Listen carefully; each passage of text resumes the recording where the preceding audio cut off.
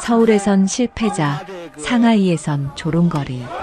그런데 그날 모두가 말문을 잃었습니다. 아파트 현관문이 쾅 하고 닫히는 소리가 울렸어요. 밥상 앞에 혼자 앉은 어머니는 긴 한숨을 내쉬었습니다. 무명 태권도 사범 강연 후 체육관도, 집도, 삶도 모든 게 침묵 속에 잠겨 있었어요. 서울 외곽 낡은 건물 2층에 자리 잡은 태권도장. 현우는 오늘도 텅 빈 체육관에서 혼자 품새를 연습하고 있었습니다. 발차기 하나하나에 온 힘을 쏟았지만 아무도 보지 않는 거울만이 현우의 모습을 비춰줄 뿐이었어요. 벽에 걸린 낡은 시계는 오후 6시를 가리키고 있었습니다. 수강생들이 올 시간이었죠. 하지만 문을 여는 아이는 고작 4명뿐이었어요. 초등학생 2, 중학생 1, 그리고 고등학생 정빈이가 전부였습니다. 현우는 아이들 앞에서 기본 동작을 가르쳤어요. 앞차기, 옆차기, 뒤차기. 수십 년째 반복해온 동작들이었습니다. 아이들은 열심히 따라했지만 현우의 마음 한편엔 늘 무거운 그림자가 드리워져 있었어요. 아이들이 돌아간 뒤 현우는 또다시 혼자가 되었습니다. 거울 앞에 선 현우의 모습은 쓸쓸해 보였어요.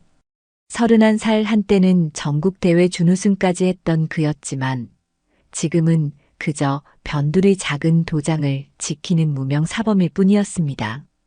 집으로 돌아가는 길은 늘 무거웠어요. 현관문을 열자 어머니가 부엌에서 나왔습니다.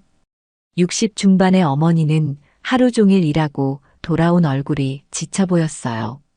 현우야, 저녁은 먹었니? 네, 어머니. 먹고 왔어요. 거짓말이었습니다. 현우는 제대로 된 식사를 하지 못한 지 오래였어요. 도장 수입으론 생활비도 빠듯했거든요. 어머니는 현우를 바라보며 입술을 꾹 다물었습니다. 현우야, 이제 좀 진짜 인생을 살아라.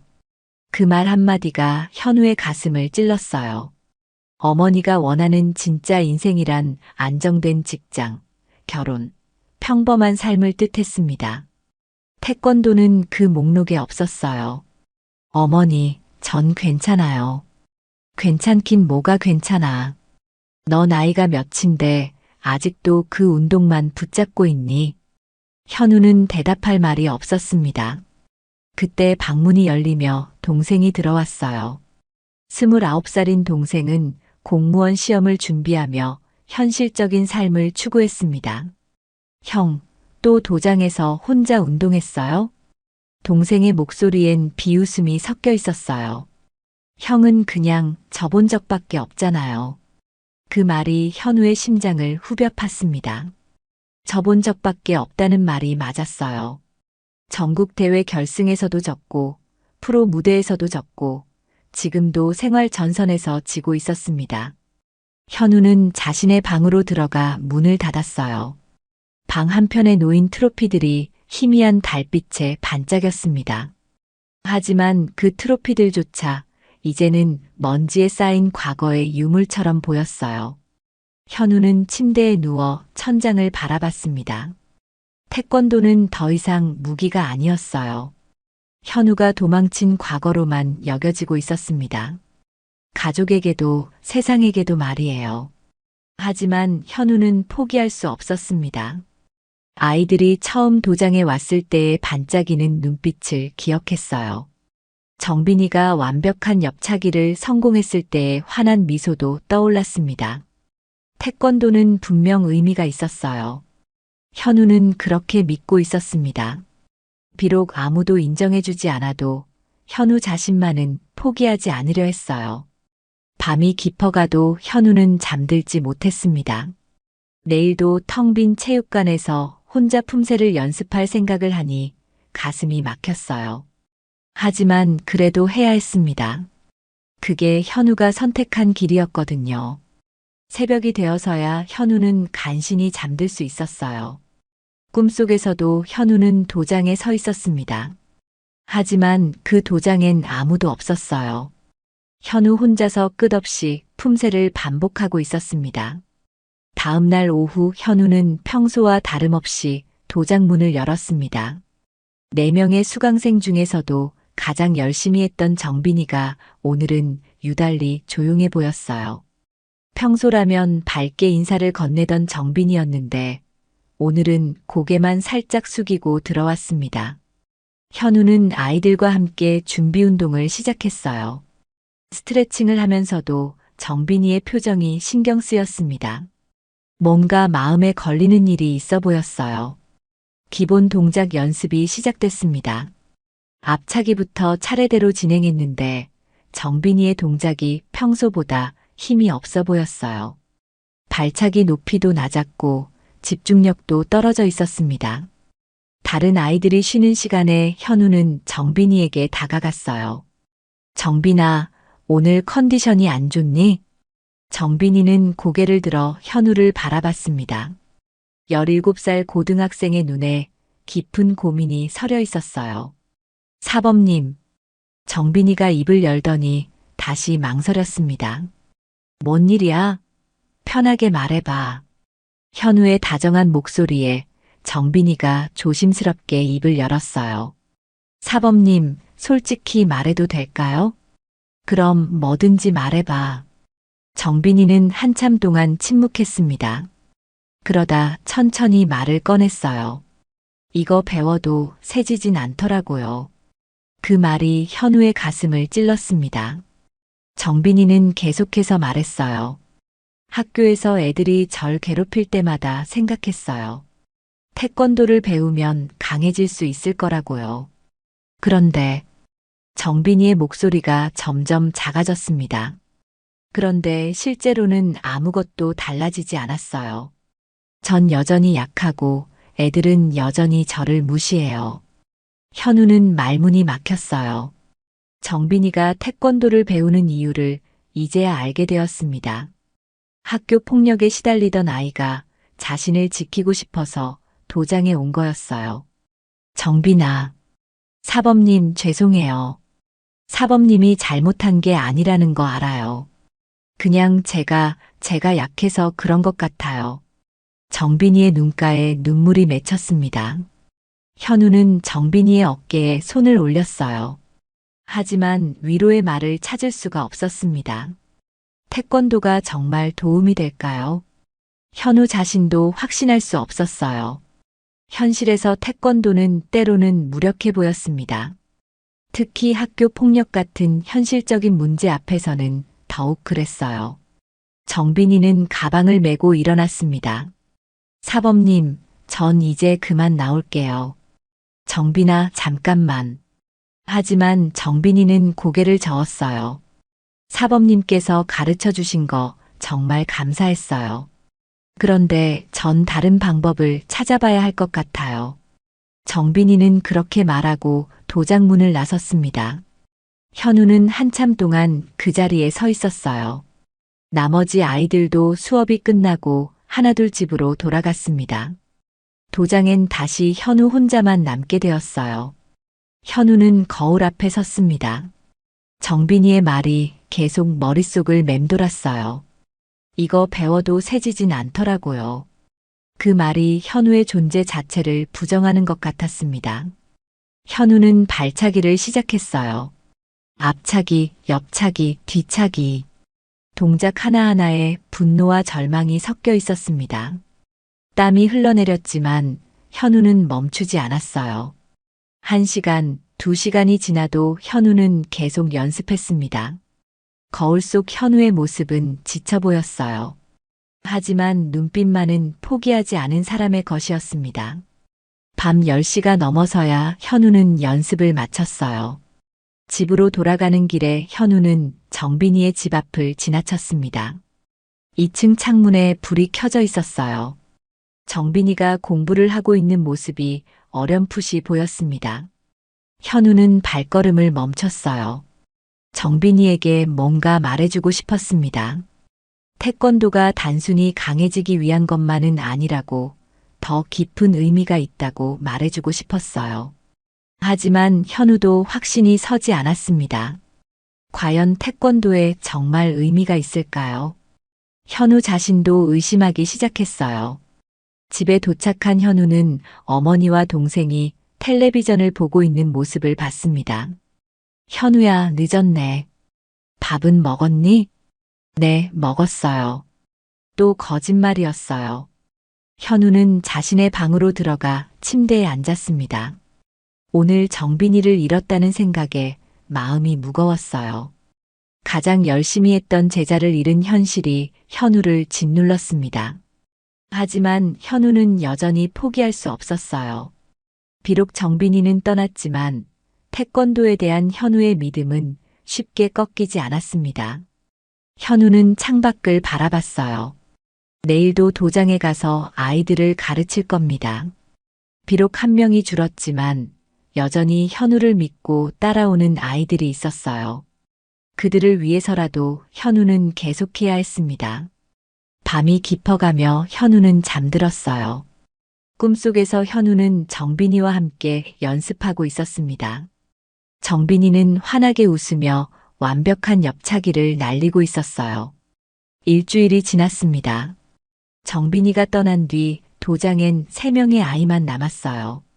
현우는 남은 아이들에게 더욱 정성을 쏟았지만 마음 한편의 공허함은 채워지지 않았습니다. 그런 어느 날 오후 현우의 휴대폰이 울렸어요. 모르는 번호였습니다. 현우는 전화를 받았어요. 강현우 사범님이시죠? 저는 진무회 운영진 김대리라고 합니다. 진무회라는 이름을 들어본 적이 있었어요. 소규모 격투기 대회였습니다. 네, 맞습니다. 무슨 일이시죠? 저희가 다음 달에 상하이에서 열리는 국제 격투기 대회에 한국 대표로 참가하실 분을 찾고 있어요. 사범님께 제안을 드리고 싶어서 연락했습니다. 현우는 깜짝 놀랐어요. 저에게요? 왜 저를? 사범님 과거 전적을 봤어요. 전국 대회 준우승 경력이 있으시잖아요. 그리고 지금도 꾸준히 활동하고 계시고요. 현우는 혼란스러웠습니다. 몇 년 동안 아무도 관심을 갖지 않던 자신에게 갑자기 이런 제안이 들어온 것이 믿기지 않았어요. 대회 규모는 어떻게 되나요? 소규모예요. 참가자는 각국에서 1명씩 총 8명 정도 될 겁니다. 상금도 그리 크지 않고요. 김 대리는 계속해서 설명했어요. 다만 이번 대회에 중국의 인기 유튜브 파이터 롱웨이가 참가해요. 구독자가 100만 명이 넘는 인플루언서거든요. 롱웨이라는 이름을 들어본 적이 있었어요. 중국 로컬 격투계에서 유명한 인물이었습니다. 화려한 입담과 퍼포먼스로 인기를 얻었지만 실력도 있다고 알려져 있었어요. 참가비나 항공료는 어떻게 되나요? 모두 저희가 부담합니다. 숙박비도 포함해서요. 현우는 잠시 생각했어요. 갑작스러운 제안이었지만 현우에게는 기회처럼 느껴졌습니다. 오랫동안 잊혀져 있던 자신을 다시 증명할 수 있는 기회 말이에요. 시간을 좀 주시면 안 될까요? 생각해보고 연락드릴게요. 물론이죠. 하지만 너무 오래 걸리면 안 돼요. 일주일 안에 답변을 부탁드려요. 전화를 끊은 후 현우는 한참 동안 멍하니 앉아 있었어요. 진무회 대회 참가 제안이 현실적으로 느껴지지 않았습니다. 하지만 동시에 가슴이 뛰기 시작했어요. 현우는 인터넷을 켜서 롱웨이에 대해 검색해 봤습니다. 여러 영상들이 나왔어요. 롱웨이는 카메라 앞에서 유쾌하게 웃으며 자신의 훈련 모습을 보여주고 있었습니다. 그런데 한 영상에서 롱웨이가 충격적인 말을 하는 걸 들었어요.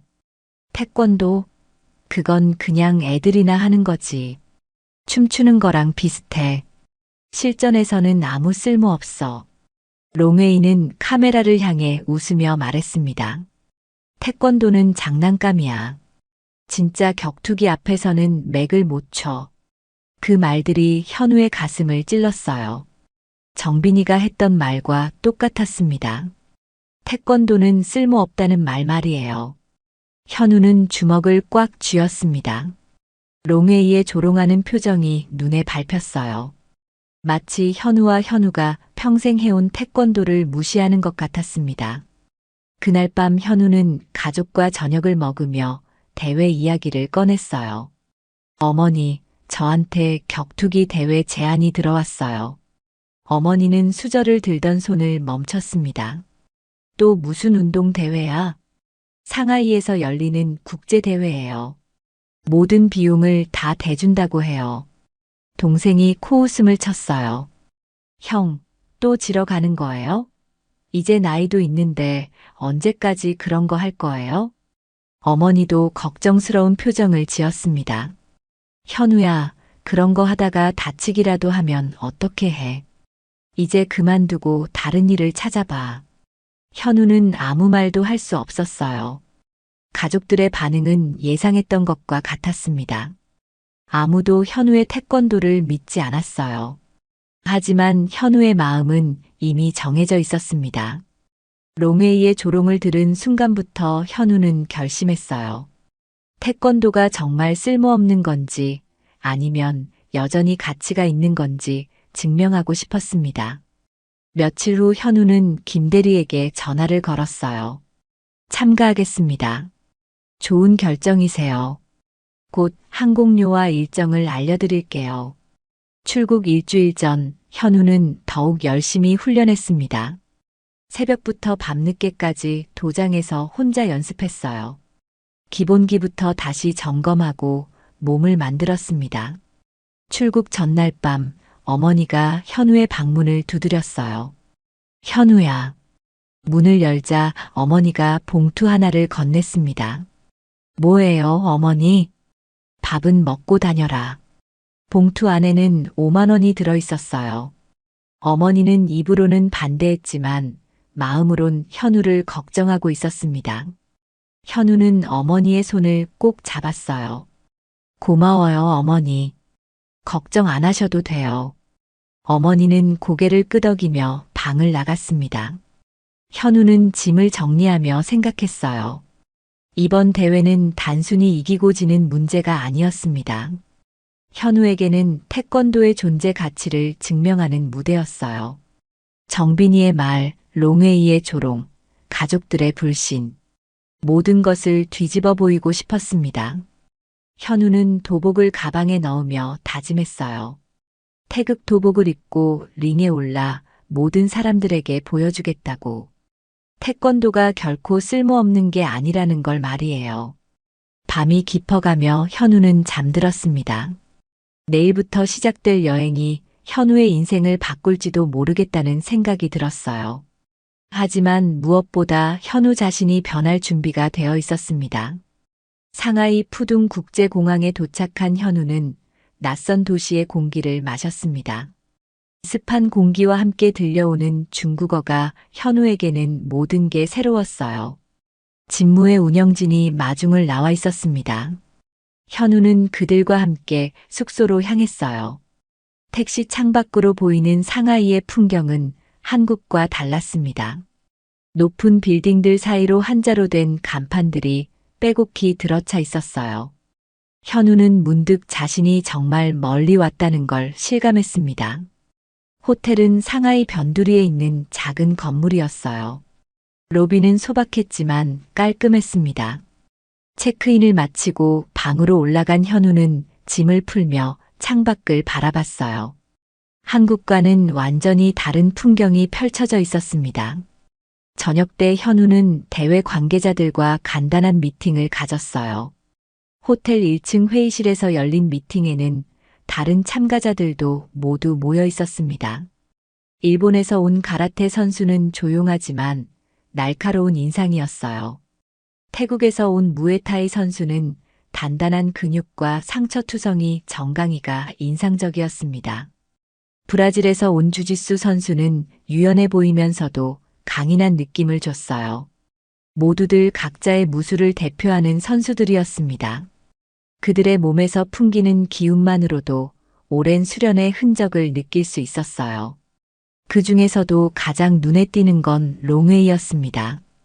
키 185cm의 근육질의 탄탄한 몸매를 가진 롱웨이는 미팅 내내 농담을 하며 분위기를 주도했어요. 웃음소리도 크고 제스처도 화려했습니다. 중국어를 못하는 현우는 통역을 통해 대화에 참여할 수밖에 없었어요. 롱웨이는 현우를 보더니 환하게 웃으며 다가왔습니다. 아, 한국에서 온 태권도 선수군요. 정말 반갑습니다. 겉으로는 친근해 보였지만 현우는 어딘가 어색한 느낌을 받았어요.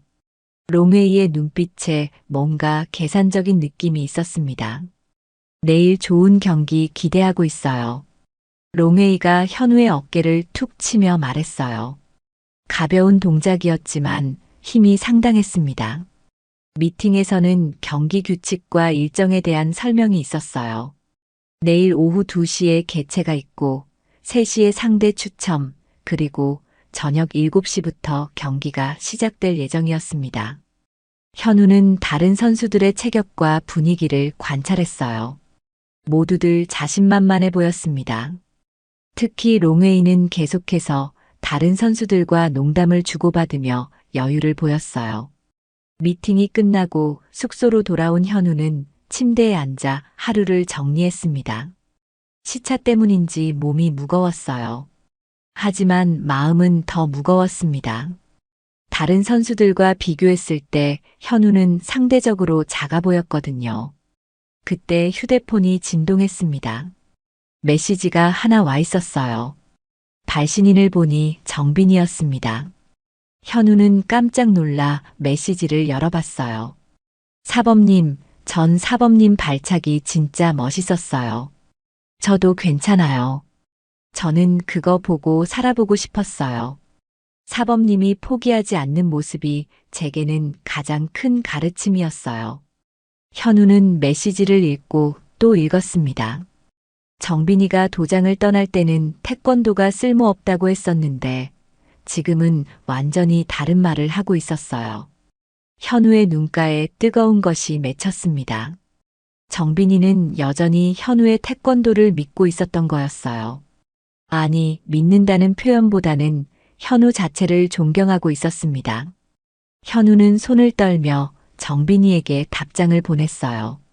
고마워 정빈아. 사범님이 최선을 다할게.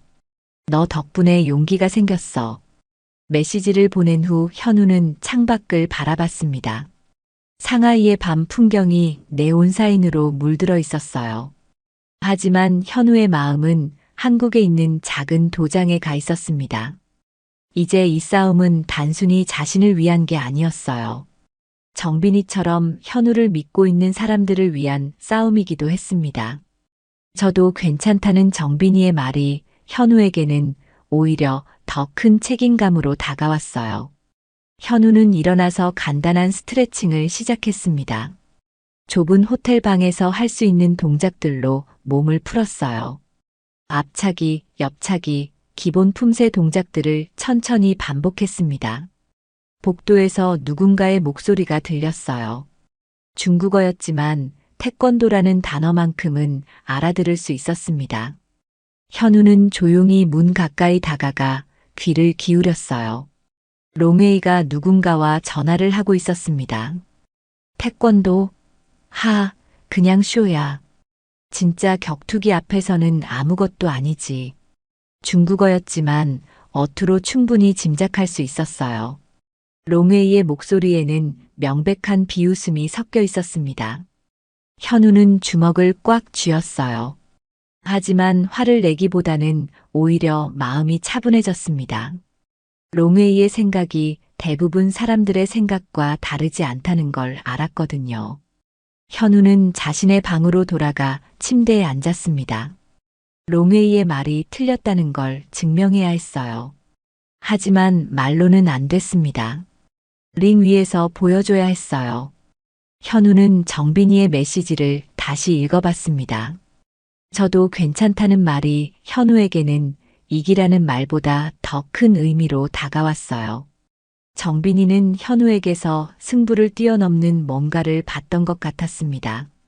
현우도 그 뭔가가 무엇인지 알고 있었어요. 태권도는 단순히 상대를 이기기 위한 도구가 아니었습니다. 정신을 수양하고 자신을 단련하며 올바른 가치를 추구하는 무도였어요. 하지만 그런 추상적인 가치만으로는 세상 사람들을 설득할 수 없었습니다. 현우는 결과로 보여줘야 했어요. 링 위에서 당당하게 서서 태극 도복을 입은 채로 모든 편견을 깨뜨려야 했습니다.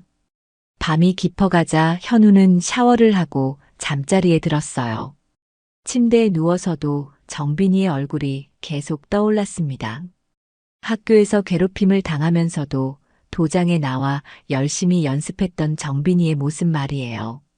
그리고 현우 자신도 어린 시절 태권도를 처음 배울 때의 설렘을 기억했습니다. 태권도가 단순한 격투기가 아니라 삶의 철학이라고 가르쳐준 스승님의 말씀도 떠올랐어요. 현우는 천장을 바라보며 다짐했습니다. 내일 링에 올라가면 단순히 강현우가 아니라 태권도 자체를 대표하는 마음으로 싸우겠다고 말이에요. 꿈속에서 현우는 어린 시절 도장에 있었습니다. 스승님이 기본기의 중요성에 대해 말씀하시는 모습이 선명했어요. 현우야, 화려한 기술보다 기본기가 중요하다. 기본기가 탄탄해야 어떤 상황에서도 흔들리지 않는단다. 현우는 꿈속에서도 품새를 하고 있었어요. 하지만 이번에는 혼자가 아니었습니다.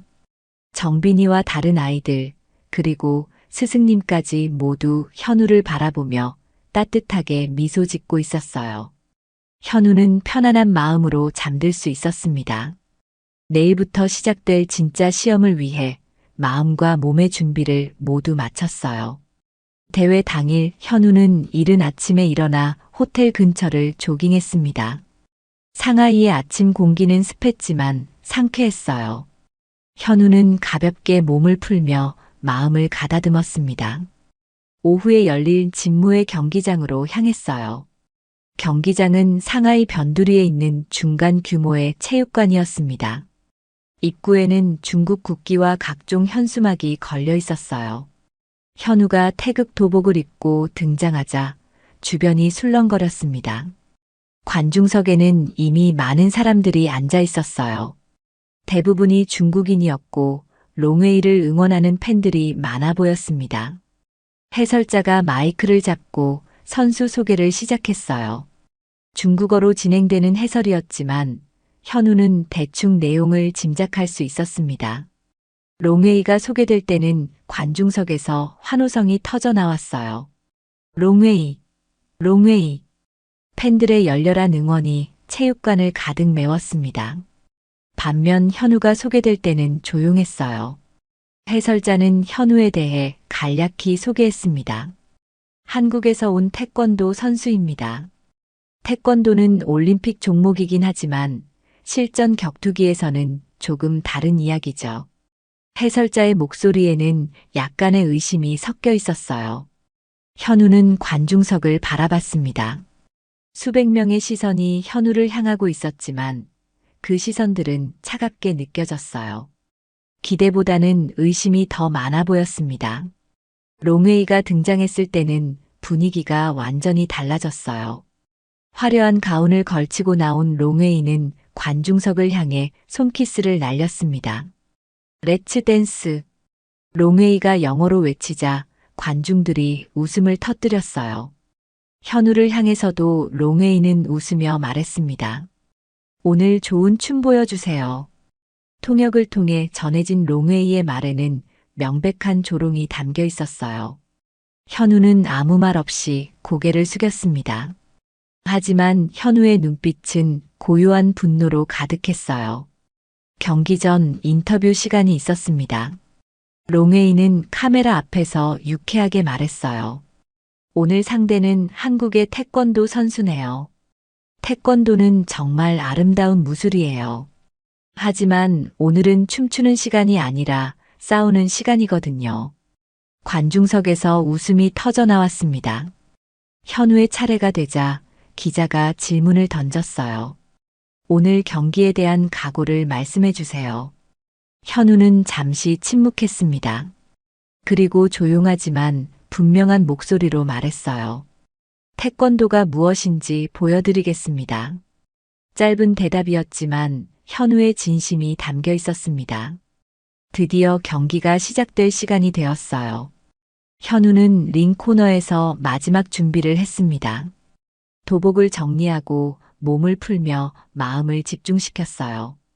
반대편 코너에서는 롱웨이가 여유롭게 몸을 풀고 있었습니다. 심판이 두 선수를 불러 세웠어요. 링 중앙에서 마주선 현우와 롱웨이.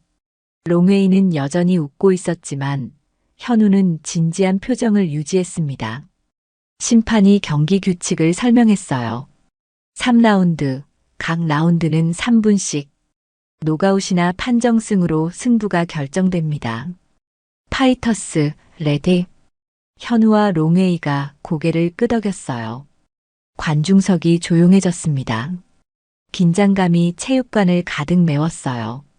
심판이 팔을 들어 올렸습니다. 파이트. 종소리와 함께 경기가 시작되었어요. 현우는 중앙으로 나아가며 가드를 올렸습니다. 롱웨이도 여유롭게 거리를 재며 다가왔어요.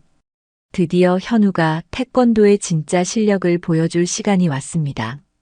관중석의 모든 시선이 링 위에 집중되었어요. 현우는 깊게 숨을 들이마셨습니다. 이제 시작입니다. 정빈이의 메시지가 떠올랐어요. 저도 괜찮다는 말이 현우에게는 더 큰 용기를 주었습니다. 현우는 자신의 모든 것을 걸고 이 순간에 임할 준비가 되어 있었어요. 태극 도복을 입은 채로 세상 모든 편견과 맞서 싸울 준비가 말이에요. 1라운드가 시작되자 롱웨이는 즉시 공격적으로 나왔습니다. 빠른 잽과 훅을 연속으로 날리며 현우를 압박했어요. 롱웨이의 펀치는 정확하고 강력했습니다. 현우는 거리를 유지하며 상대의 패턴을 파악하려 했어요. 하지만 롱웨이의 공격은 생각보다 거셌습니다. 강한 훅이 현우의 옆구리를 강타했어요. 현우가 휘청거리자 관중석에서 환호성이 터져나왔습니다. 롱웨이, 롱웨이. 해설자도 흥분한 목소리로 외쳤어요. 역시 롱웨이입니다. 강력한 펀치로 상대를 압도하고 있네요. 현우는 가드를 올리며 방어에 집중했습니다. 롱웨이가 로우킥을 날렸어요. 현우의 허벅지에 정확히 맞아떨어졌습니다. 아픈 것보다는 충격이 컸어요. 롱웨이의 킥은 무에타이 스타일로 단단하고 묵직했습니다. 현우가 반격을 시도하려 했지만 롱웨이는 거리를 벌리며 다시 펀치 러시를 퍼부었어요. 원투, 훅, 어퍼컷. 롱웨이의 콤비네이션이 현우를 몰아붙였습니다. 현우는 점점 링 코너로 밀려났어요. 관중석의 야유가 점점 커졌습니다. 태권도는 역시 춤이야. 실전에서는 통하지 않는다고. 중국어였지만 현우는 그 의미를 충분히 알 수 있었어요. 롱웨이가 강력한 오른손 훅을 날렸습니다. 현우는 간신히 피했지만 균형을 잃고 주저앉았어요. 심판이 카운트를 세기 시작했습니다. 하나, 둘, 셋. 관중석이 더욱 시끄러워졌어요. 해설자가 말했습니다. 역시 예상대로입니다. 태권도로는 실전 격투기에서 통하기 어렵죠. 현우는 8초 만에 일어섰습니다. 하지만 몸이 휘청거렸어요. 그때 관중석 한 구석에서 작은 목소리가 들렸습니다. 사범님, 화이팅! 현우는 깜짝 놀라 소리가 난 쪽을 바라봤어요. 정빈이었습니다. 언제 상하이에 왔는지 모르겠지만 정빈이가 관중석 맨 뒤에 앉아 있었어요. 정빈이는 작은 태극기를 들고 현우를 응원하고 있었습니다. 현우의 마음에 따뜻한 기운이 스며들었어요. 정빈이가 자신을 보러 여기까지 온 거였습니다. 현우는 중심을 잡고 가드를 다시 올렸어요. 롱웨이가 다시 달려들었지만 현우의 눈빛이 달라져 있었습니다. 1라운드 종료 10초 전 현우는 처음으로 반격을 시도했어요. 빠른 앞차기를 날렸지만 롱웨이가 피했습니다. 하지만 현우의 공격 의도만으로도 관중석이 잠시 조용해졌어요. 1라운드가 종료되었습니다. 현우는 코너로 돌아가 물을 마시며 숨을 고르렀어요. 점수상으로는 확실히 뒤처지고 있었습니다. 하지만 현우의 마음엔 정빈이의 응원이 큰 힘이 되고 있었어요. 코치가 없는 현우는 혼자서 작전을 세워야 했습니다. 롱웨이의 패턴을 파악했어요. 펀치 위주의 공격에 킥을 섞는 스타일이었습니다. 빠르고 강하지만 태권도의 거리감과는 달랐어요. 현우는 자신만의 거리를 만들어야 했습니다. 2라운드 준비 시간에 현우는 정빈이를 다시 바라봤어요. 정빈이는 여전히 태극기를 들고 있었습니다. 그 모습을 보니 현우는 왜 자신이 여기 왔는지 다시 기억났어요. 태권도를 증명하기 위해서였습니다. 정빈이 같은 아이들에게 보여주기 위해서였어요. 현우는 일어서서 링 중앙으로 걸어갔습니다. 2라운드부터가 진짜 시작이었어요. 현우는 마음속으로 다짐했습니다. 태권도의 진짜 모습을 보여주겠다고. 정빈이가 믿었던 그 태권도를 말이에요. 심판이 2라운드 시작을 알렸습니다. 현우는 이번에는 다른 자세로 상대를 맞이했어요. 더 이상 방어만 하지 않겠다는 결심이 서 있었습니다. 롱웨이도 여전히 자신만만해 보였어요.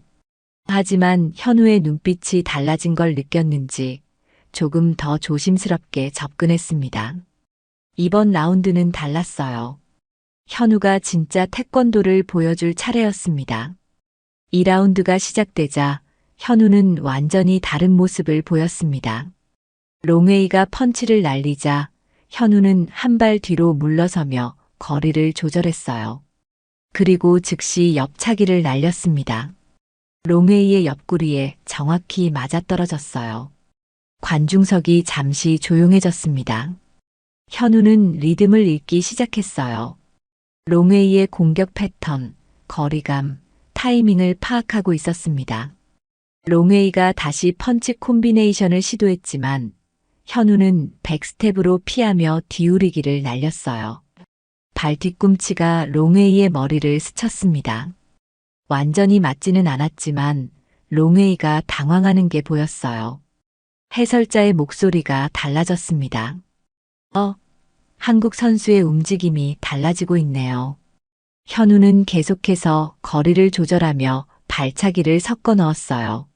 앞차기로 거리를 만들고 옆차기로 견제하며 돌개차기로 압박했습니다. 롱웨이는 점점 현우의 리듬에 말려들고 있었어요. 2라운드 중반 현우는 완벽한 타이밍을 잡았습니다. 롱웨이가 큰 훅을 날리며 들어오는 순간 현우는 몸을 낮추며 회전했어요. 그리고 돌개차기를 날렸습니다. 발등이 롱웨이의 옆구리에 강하게 명중했어요. 롱웨이가 휘청거렸습니다. 관중석에서 탄성이 터져 나왔어요. 오! 정빈이는 자리에서 일어나 태극기를 흔들었습니다. 사범님! 현우는 그 응원 소리를 들으며 더욱 집중했어요. 롱웨이가 반격을 시도했지만 현우는 이미 리듬을 완전히 장악하고 있었습니다. 기본 옆차기, 뒤우리기, 돌개차기.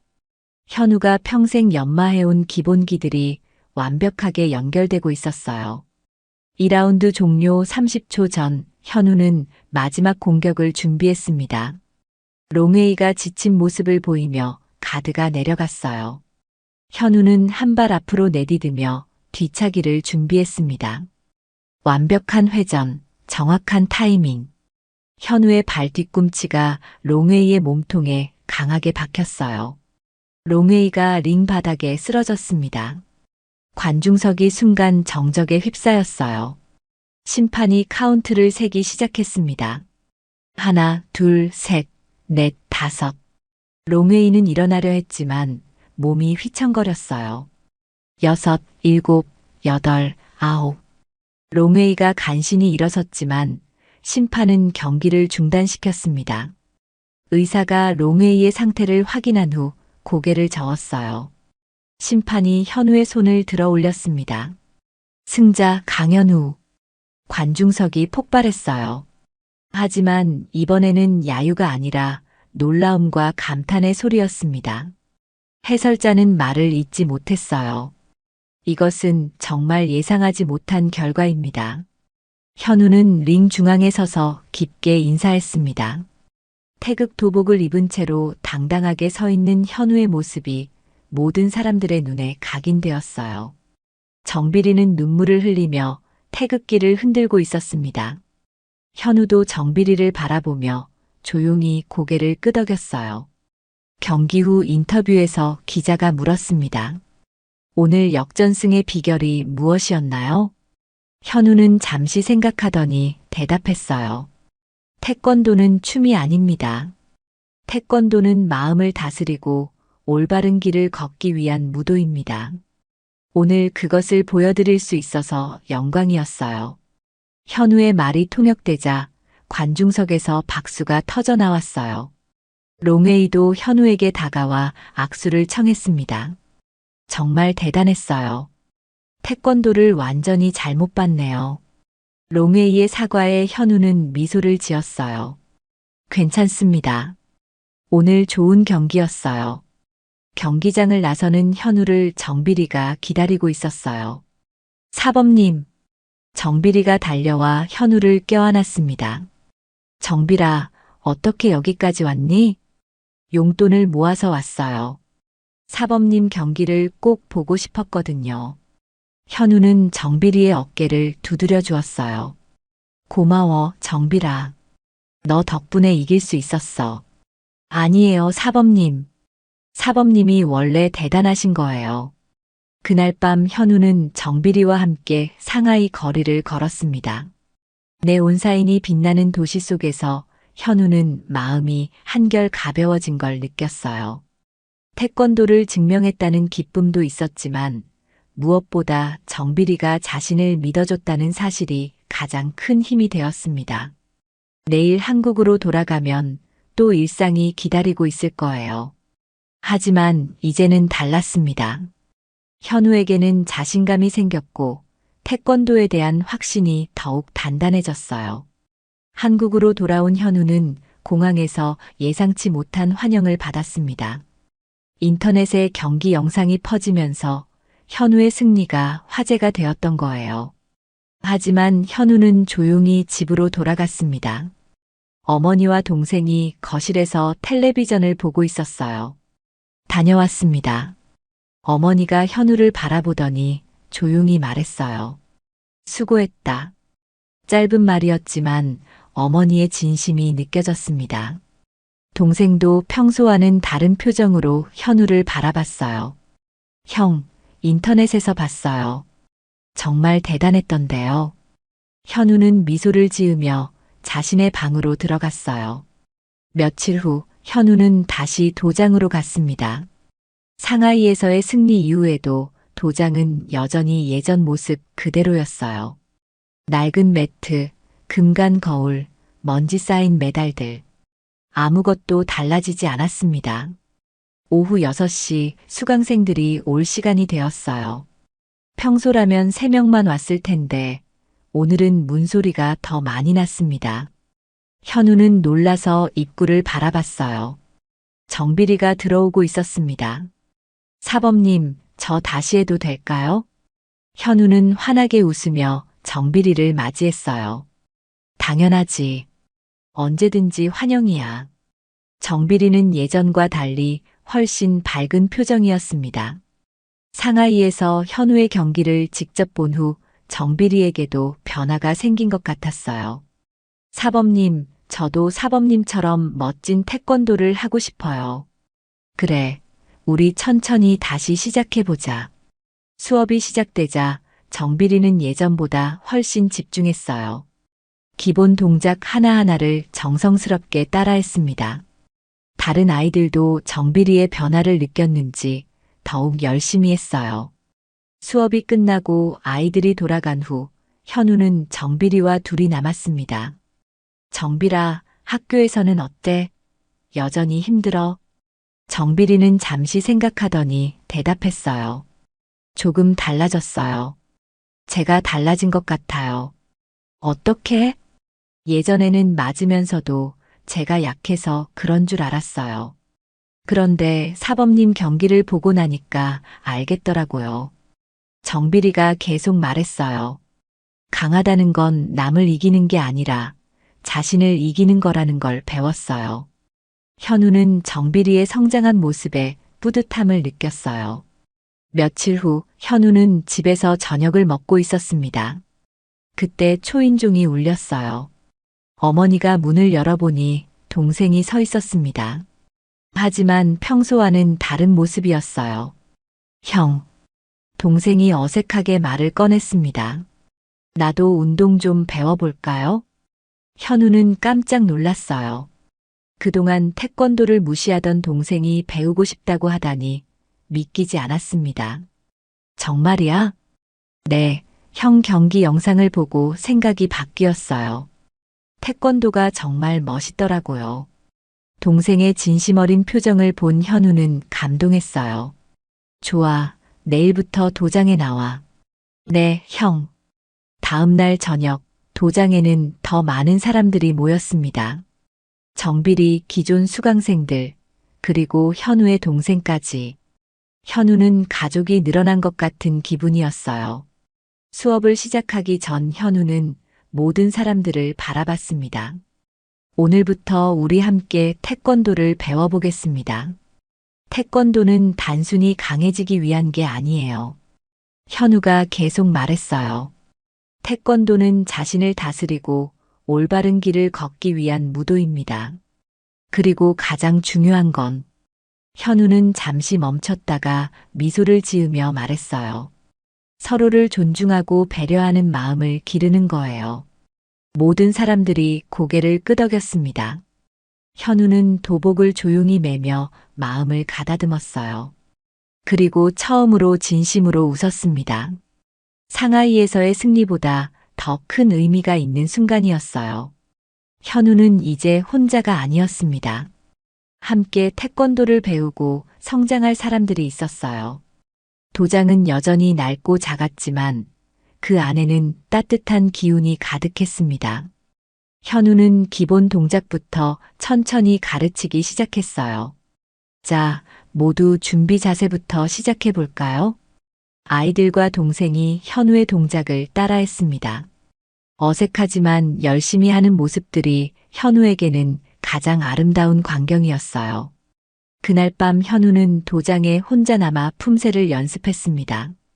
하지만 이번에는 외롭지 않았어요. 낮에 함께했던 사람들의 웃음소리가 아직도 귓가에 맴돌고 있었습니다. 현우는 거울을 바라보며 생각했어요. 진짜 승리는 상하이에서 이긴 게 아니었습니다. 사람들의 마음을 얻고 함께할 동료를 만든 것이 진짜 승리였어요. 태권도는 혼자 하는 무술이 아니었습니다. 함께 성장하고 서로를 지지하며 올바른 길을 걸어가는 공동체의 무술이었어요. 현우는 도복을 정리하며 내일을 기대했습니다. 내일도 도장에는 따뜻한 웃음소리가 가득할 거예요. 그리고 현우는 그 중심에서 모든 사람들과 함께 성장해 나갈 것입니다. 아무도 안 본 태극기를 펼쳤던 그날부터 현우의 진짜 인생이 시작된 거였어요.